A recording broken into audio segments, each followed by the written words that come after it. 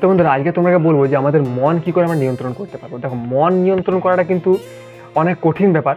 আবার যখন নিয়ন্ত্রণে যখন মন চলে আসবে, তখন মনকে নিয়ন্ত্রণ করাটা প্রচুর সহজ ব্যাপার।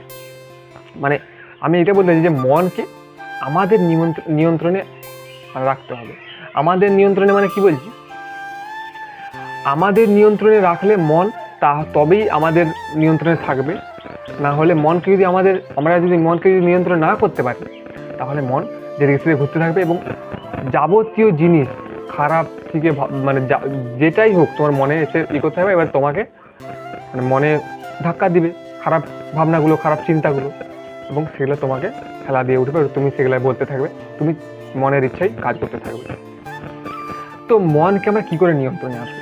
স্বামীজি একটা কথা বলছেন, বলছে মন আমাদের কেমন জিনিস। মন আমাদের কেমন জিনিস একটা উদাহরণ দিয়ে বুঝিয়েছেন স্বামীজি।